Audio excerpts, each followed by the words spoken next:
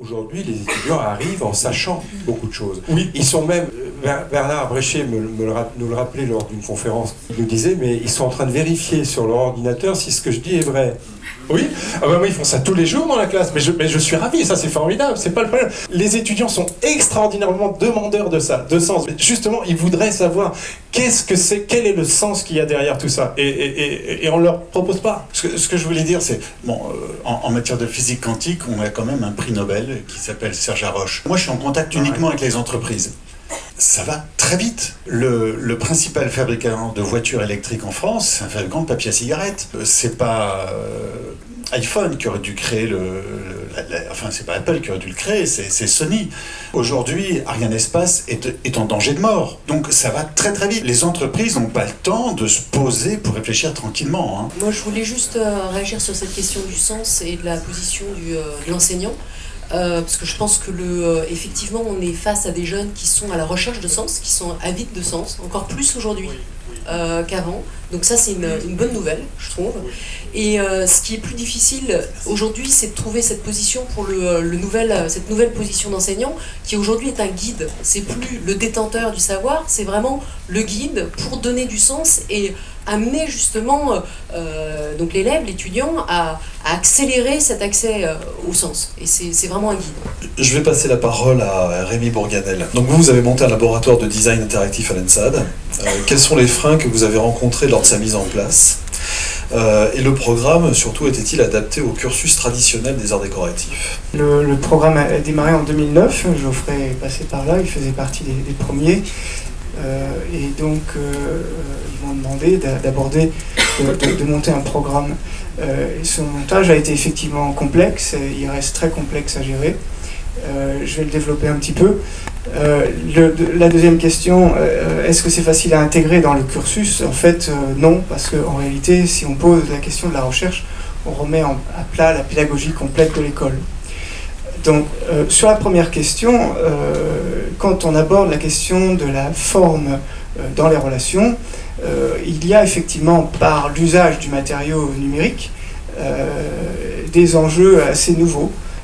J'utilise parfois l'exemple de Facebook. Je dis Facebook est une forme relationnelle. Or, l'année dernière, j'ai fait venir dans mon programme la directrice du design de Facebook.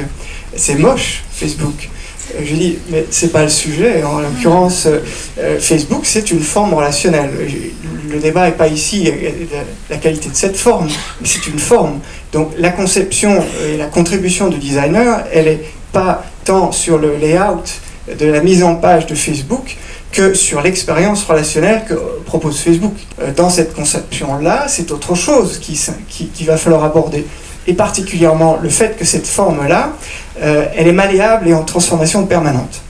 C'est-à-dire que Facebook, à sa création, en 2005, 2004, ça n'est pas Facebook maintenant. Et ça, en termes pédagogiques, c'est extrêmement complexe à faire passer. C'est-à-dire que dans la culture du projet, des écoles de design, on a enseigné un parcours assez clair avec le début et la fin d'un projet. Or, à la fois par les outils de contribution que sont GitHub et autres, ces projets aujourd'hui, ils sont en transformation permanente. Facebook, dans 10 ans, ce sera très probablement encore très différent de ce qu'il est aujourd'hui. Cette matière elle est en transformation permanente et les enjeux qu'on engage sont différents. C'est-à-dire que quand on conçoit une forme relationnelle, il faut se poser la question quand même. Ça paraît difficile sans faire appel à quelques bases culturelles. En sociologie, en psychologie, en philosophie, les étudiants en réalité reproduisent ce qu'ils ont en face d'eux. C'est-à-dire, je vais donner l'exemple d'une thèse que je trouve tout à fait remarquable, qui est celle de Philippe Ross en Hollande, qui a travaillé sur l'éthique et l'esthétique des systèmes interactifs et qui donnait un workshop à des étudiants dans lequel il dit voilà, vous devez concevoir un distributeur de crème glacée, mais vous allez le faire selon 3 philosophies. Il allait vers des classiques, il y a Kant, Confucius, etc. Et les étudiants, par cette expérience, réalisaient à quel point l'immersion dans leur propre culture faisait que leur réponse était extrêmement stéréotypée. Ils ne sortaient pas de la culture dans laquelle ils étaient baignés. Et leur réponse était finalement tout à fait commune. Elles étaient dans l'air du temps, elles étaient comme les choses se passaient devant eux. Et donc, quand on parle de forme relationnelle, c'est finalement assez complexe de travailler sur ce matériau malléable. Donc la conception n'est pas simplement dans le fait de concevoir un système qui va favoriser la rencontre, il faut aussi inclure là-dedans comment les gens vont venir. Et donc on est dans un processus de dynamique, et en ce sens-là, la pédagogie est à remettre en place. Dans l'école, de fait, c'est très complexe de faire comprendre que l'enjeu de la forme n'est plus dans la surface de ces choses-là, mais bien dans le processus de la relation quand on parle de forme relationnelle. C'est la question du beau et de la forme. Le beau, c'est pas transmissible, donc on peut s'y intéresser, mais il faut créer les conditions de. Créer les conditions de, c'est ce dont vous parlez. Ce dont vous parlez depuis tout à l'heure, c'est finalement des questions pédagogiques qui sont, pour le coup, plus anciennes que le numérique. C'est-à-dire que 42 à Montessori, l'ENSI serait plus Freinet, Dewey, philosophe, Piaget, etc. C'est-à-dire des contextes, l'auto-apprentissage, des unités de Dieu, des unités de temps, des catharsis et beaucoup de... Bon, tout ça n'est pas si nouveau. La question, c'est le modèle qu'on veut lui donner, hyper libéral, que le meilleur gag, Darwin, ou se dire que ceux qui sont un peu moins forts doivent être intégrés. Et c'est le seul choix, finalement, c'est un choix politique. Sur la question de la forme et de la séparation, je crois que les écoles françaises, depuis toujours, et je crois que c'est le cœur, s'il y a un design français de ça, de cette indissociation de ce qu'on voit, de ce que ça fait. Il n'y a que les Américains qui parlent de forme à la surface et du reste. Le reste est pour des gens intelligents, les UX guys, tous ces Adaptive Path et compagnie. Et puis à la fin, il y a la question des graphistes et de la forme. Dans notre approche universelle française, il n'y a jamais de séparation de ce que c'est, de cette forme qui en français est autant ce qu'on voit, ce que ça exprime. Quand on est français et qu'on enseigne le design en France, pour créer des talents qui ont une culture assumée qui est une culture des Lumières, etc. Parce qu'on ne peut pas y échapper, c'est comme ça. On ne peut pas séparer les choses comme ça. C'est un peu renoncer à ce mot désenio, qui vient de l'italien, hein, le design, c'est pas une histoire anglaise, hein, c'est pour ceux qui ne le savaient pas, qui est l'incandescence des choses que l'on voit et qui parle à l'âme. Donc les séparer, ça n'existe pas. Non, mon propos n'est pas de les séparer, justement. C'est qu'en l'occurrence, je dis simplement que quand je suis rentré, puisque la question est comment ce programme s'est développé, j'explique qu'il y avait une culture qu'il a fallu, et un choc, et l'expérience des gens du service com de l'école qui me disent il n'y a pas de design sur Facebook. Donc, évidemment que je n'enseigne pas l'idée de séparer ça, je dis qu'il y a des enjeux qui sont dans la question de la forme pour Facebook, qui sont la forme relationnelle, qui impliquent une pédagogie particulière et le matériau numérique par ailleurs. C'est concrète et caricaturale. La question que je veux vous poser, c'est les étudiants qui viennent chez vous ont a priori une attirance pour la création artistique. Est-ce qu'ils sont sensibilisés au fait qu'un jour ou l'autre, ils vont devoir mettre les mains dans le cambouis et faire du code ? Dans notre école, aujourd'hui, on recrute plusieurs sortes de profils. Et c'est vrai qu'on a d'une part des profils, je dirais, basés sur une base du dessin, de la technique du dessin, et d'autres sur justement des compétences en code. C'est vrai que c'est rare. Aujourd'hui, on n'a pas encore d'étudiants qui maîtrisent les deux et qui s'éclatent sur les deux, sur les candidats qu'on a sur nos différentes formations. Donc c'est vrai qu'on a besoin des deux. Et j'espère qu'on va arriver à avoir justement des personnes qui ont vraiment les deux pour qu'on puisse vraiment arriver à cette fusion nécessaire au niveau justement de ces bases techniques, sachant qu'aujourd'hui, ce qui est aussi très important, c'est qu'on ne cherche pas des gens qui savent juste dessiner ou juste faire du code, mais dessiner pour dire quelque chose. On parlait de sens, donc ça je vais encore revenir là-dessus, parce que c'est vraiment quelque chose de récurrent, et là quand on parle de design, je pense qu'au-delà du design, maintenant on est vraiment dans l'ère du storytelling, c'est-à-dire que tout doit raconter quelque chose, et c'est une attente des plus jeunes, mais c'est aussi ce en quoi la technique doit permettre de matérialiser, finalement, va matérialiser ces concepts et ces histoires.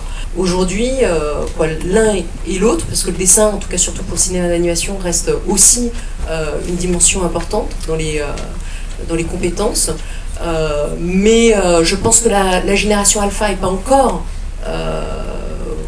ne se présente pas encore au niveau du concours, on est encore à la génération Y, mais elle change quand on voit qu'il y a déjà une mutation au sein de la génération Y, et même si on a encore beaucoup d'étudiants qui sont très ancrés dans des techniques traditionnelles, ils sont très familiers, je dirais, ils sont quand même à l'aise, ils ne sont pas dans le rejet de la partie numérique, ils la maîtrisent, mais leur intérêt reste sur des techniques plus traditionnelles. Alors qu'il y a il y a je dirais 6-7 ans de ça, il y avait certains élèves qui étaient dans le refus du numérique. Il y en avait encore. Je crois que ça peut valoir le coup aussi pour de montrer ce qu'il peut y avoir de beau dans un code. C'est pas j'insiste sur le mot, mais je m'aperçois que quand on montre aux gens ce qu'il y a de beau derrière ce qu'on leur enseigne, ils sont infiniment plus motivés et d'un seul coup ça prend sens. Il y a moyen de voir la pertinence, pas juste en tant qu'efficacité, mais ça a un sens, ça peut être sublime. Les équations physiques sont sublimes. Eh bien, un code peut être sublime, un algorithme peut être très bien architecturé, etc. Et puis en plus, qui définit ça? Mais c'est pas, il n'y a pas un dogme qui dit ce qui est beau, ce qui est pas beau. C'est une émotion. Comme vous disiez, ça parle à l'âme. Petit à petit, en mettant l'accent sur des choses, les gens développent une sensibilité et un enthousiasme et un désir pour quelque chose qui leur passait complètement à côté au départ. Nicolas, c'est-à-dire, j'aimerais que vous rebondissiez un petit peu sur cette notion de beau, parce qu'on a bien vu que la pédagogie chez vous apprend une expression un petit peu particulière, qui fonctionne. Les étudiants chez vous fonctionnent apparemment au challenge, au résultat. Est-ce que cette notion du beau leur est inculquée, ou en tout cas, alors, au-delà du beau, on pourrait dire de l'optimisation du code? Pour moi, la notion d'optimisation de code, elle n'a de sens que par rapport à un objectif donné. Par exemple, vous avez besoin d'une donnée toutes les millisecondes, faire un programme qui les sort toutes les picosecondes, ça n'a strictement pas d'intérêt, c'est pas perte de temps, et ça n'a pas de sens. Et c'est, je pense d'ailleurs, un des problèmes de base qu'on a en France, sur beaucoup de gens, c'est qu'on va se retrouver avec des gens qui vont passer des heures et des heures à faire un truc parce qu'ils vont aller chercher l'algorithme sublime dont personne n'a besoin à ce moment-là. C'est-à-dire quand vous avez une machine qui calcule 1 million de fois plus vite que vous avez besoin des données. Donc vous, c'est le résultat. Bah oui, le résultat. Et bah c'est peut-être Non, mais pour ça en qu'on a fait, des vous êtes en train problèmes. de former des petits soldats de l'industrie, c'est super, quoi. Ah non, je suis pas d'accord. Si, il y a un objectif, il faut l'atteindre. Alors, on va vous expliquer comment faire. Puis demain, ça ira plus vite, c'est pas grave. Non, mais c'est bien. C'est le petit robot, c'est fantastique. Mais Écoutez, moi je pense très concrètement qu'on ne peut pas définir en avance la bonne façon de faire. Donc la façon de faire, Ça peut servir à l'industrie, la bonne façon de faire. non, elle est jugée par rapport à l'optimisation que va avoir besoin la communauté. Donc si on a besoin d'un résultat, on obtient ce résultat. Et l'objectif finalement d'un groupe, c'est de résoudre la problématique qui lui a été amenée. Pas de la résoudre d'une certaine façon que quelqu'un aurait divinement conçu que c'était la bonne façon. Parce qu'on ne le sait pas en fait. Parce que chaque façon est corrélée à la problématique. Et contexte. Donc, c'est pas des artistes. On peut faire du code très élégant, très beau, parce qu'il est réplicable, il est documenté, il est réutilisable, il peut évoluer. Il fait juste ce qu'il fait, et c'est pas une forme d'art. Après, je suis d'accord avec vous, tout est relatif, mais je crois que par le code, on a tous eu un prof de maths la main dans la poche qui dit « Ouais, Fréchin, vous avez le résultat, mais refaites-le moi de manière élégante. » Je dis « Mais attends, je fais des maths, c'est bon, c'est pas bon. » Non. Et voilà, bon, et il y a ce qui est écrit, il y a ce qu'on doit obtenir, puis après il y a ce un peu plus. Et ce un peu plus, des fois il sert, des fois il sert pas, mais souvent dans l'innovation ça s'appelle l'accident créatif, la tarte tatin, qui a été inventée par hasard, et une maladresse dans le code peut donner des résultats qui sont intéressants ou réciproquement. Et comment une expérience comme Facebook pourrait sortir d'un enseignement comme l'école 42, quand la question c'est la relation. Donc c'est pas juste l'usage d'une machine comme un outil, mais la relation intermédiaire entre deux personnes par cet objet-là, qui sera compris ou désiré ou pas, mais c'est compliqué. Quel est le problème qu'on essaie de résoudre en l'occurrence? Est-ce qu'il est quantifiable? Enfin, là, on rentre dans la question du sens, et la contribution du designer, c'est à quelle relation on va contribuer, et est-ce que ça se résout à des petits problèmes à résoudre? Justement, je ne pense pas que s'ils avaient essayé d'appliquer un modèle de prédéfini de beau, ils seraient arrivés là où ils sont. Quelqu'un qui dessine, on n'a jamais parlé de... On juge très peu la manière dont quelqu'un dessine, c'est souvent le résultat qu'on juge. Et parfois, effectivement, dans certains cas très particuliers, on va effectivement discuter sur la manière dont quelqu'un, dans son acte de dessiner. Mais du coup, est-ce que pour le code, est-ce qu'on n'est pas un peu dans le même genre de situation? C'est le résultat qui compte, c'est Oui, l'action bon, de coder. je code aussi en tant que scientifique aujourd'hui, code toute la journée, mais il y a des fois je me fais plaisir sur un code parce que il y a une élégance, on peut trouver une espèce d'analogie avec quelque chose, et puis il y a des fois effectivement ça marche, bien sûr, le but c'est que ça marche, si ça marche pas c'est nul, mais c'est pas nécessairement que ça. Il se trouve que moi je suis mathématicien de formation, que toute ma carrière je l'ai fait dans l'informatique et que j'ai pissé des centaines de lignes de code, que j'ai fait du design d'interaction, que j'ai fait du design d'interface, que je dirige une école de design, que je suis fou de mécanique quantique. Et que j'ai eu un orgasme, vraiment un orgasme, dans une démonstration mathématique sur la théorie des fonctions analytiques, que j'ai tout oublié. Mais j'ai vraiment eu, c'est-à-dire que j'ai failli évanouir devant la beauté d'une démonstration. J'ai failli m'évanouir, tellement c'était beau, tellement c'était fantastiquement beau. Voilà. Donc, je récuse absolument tout ce que vous avez dit, et je suis effrayé par le modèle de votre école, pour vous dire la vérité. On pourra en discuter. Cette histoire de la beauté, elle est au cœur de tout. Absolument au cœur de tout. Alors, je prends le terme de beauté comme un terme symbolique, parce qu'évidemment, on sait depuis toujours que la beauté, ça n'existe pas. Sauf que la beauté, ça se vit. Ça se vit à la fin. C'est-à-dire que nous vivons des expériences qui sont agréables, désagréables, belles, sublimes, à éviter ou au contraire à répéter indéfiniment. Et tout le problème, à mon avis, de notre monde d'aujourd'hui, c'est comment on fait en sorte qu'effectivement, tout à chacun, nous ayons des belles vies, dans les petits moments, les grands moments, et que comment on fait en sorte à la fois de les vivre, mais comment on fait en sorte de les concevoir aussi. Parce que c'est ça l'enjeu, c'est de les concevoir. Et pour revenir à votre question, et avant de revenir à votre question, simplement pour finir sur la beauté, le slogan de l'école que j'ai l'honneur de diriger, c'est rendre le monde plus simple, plus juste, plus beau. Voilà. Donc, et c'est ça le programme. Donc, en fait, c'est pour ça que je dis toujours que notre école n'est pas une école, c'est un parti politique. On est là pour changer le monde, le rendre plus simple, plus juste, plus beau.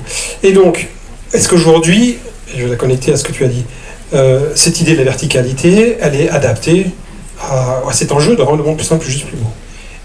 Et un monde qui baigne dans un nouveau champ, alors qui n'est pas dans la mécanique quantique, mais je pense qu'il pourrait y être, qui est un champ numérique. Donc il y a probablement une particule numérique qu'il faut falloir découvrir.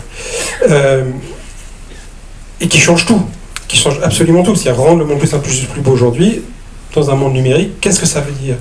Tout est changé parce que tout est connecté. Et donc, moi je suis assez inquiet à la fois quand je vois le monde tel qu'il est, mais surtout quand je vois nos discussions, où il n'y a que des beaux esprits, et vraiment je le dis sans ironie aucune, qui connaissent parfaitement les enjeux du numérique, mais qui d'une certaine manière, quand ils discutent entre eux, sont à peu près tous d'accord, sauf que le problème, il n'est pas dans cette salle, il est à l'extérieur. C'est-à-dire tous les gens qui n'ont pas compris ce que c'est que le numérique. Et ils sont beaucoup plus nombreux que nous. Mais vraiment beaucoup plus nombreux que nous. Et pire, ils sont au pouvoir. Et donc, rendre ce monde plus simple, plus juste, plus beau, et un monde qui baigne dans le numérique, comment faut-il faire ? Est-ce qu'il faut faire comme vous le faites ? C'est-à-dire organiser une sorte de grand combat de gladiateurs numérique où les meilleurs vont survivre et feront ce qu'on leur dit de faire ? Ou au contraire, il faut se dire, le monde est complexe, c'est-à-dire que nous sommes tous connectés les uns aux autres, que ce monde, parce qu'il est numérisé, aujourd'hui peut être représenté dans le moindre de ces atomes, fût-il symbolique. Ils vont être tous connectés au travers de ce champ numérique, ils vont tous être représentés par le numérique, ils vont tous être exploités par le numérique, ils vont tous être changés par le numérique. Et on est dedans, c'est-à-dire que nous faisons partie de cette représentation. Comment on fait pour enseigner le design, mais de manière générale enseigner, pour faire en sorte que les acteurs de ce monde qui sont formés, en donnant du sens à leurs propositions, et là je suis complètement d'accord avec vous, et non pas, c'est pour ça que je dis que je suis vraiment effrayé par vos propositions, c'est-à-dire que je vais faire un truc et ça fait ce qu'on m'a dit que ça devait faire, quoi. C'est-à-dire qu'on m'a dit que ça doit faire schmutz, et ça fait schmutz, c'est génial, je suis super content, mais pourquoi ça fait schmutz, quoi ?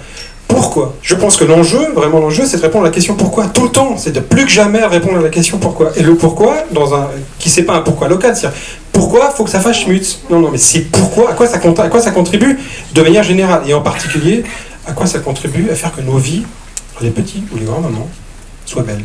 Mais là, on peut être un peu pragmatique. Vous êtes tous, enfin, il y a des directeurs d'école ici, justement. C'est comment vous faites? C'est vous qui vous adressez à ces étudiants. Absolument. Et donc c'est un défi pour nous, parce qu'il faut réinventer complètement la manière dont on enseigne. Je dis nous, école design, parce que c'est déjà pas mal de s'occuper de ça.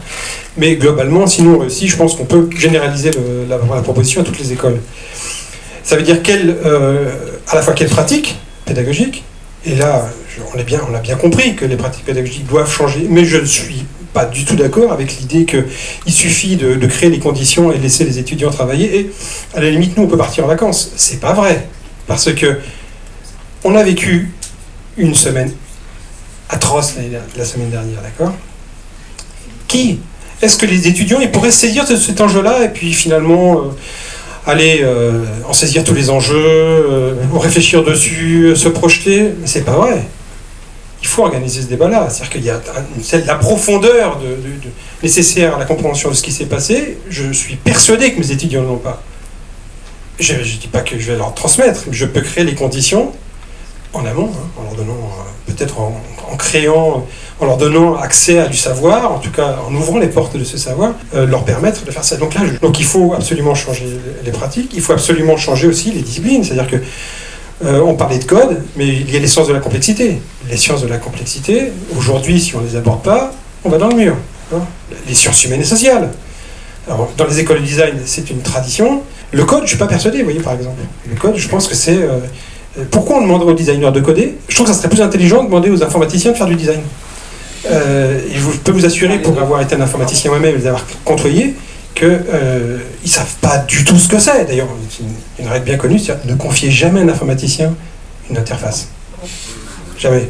Parce que vous êtes sûr que ça va foirer.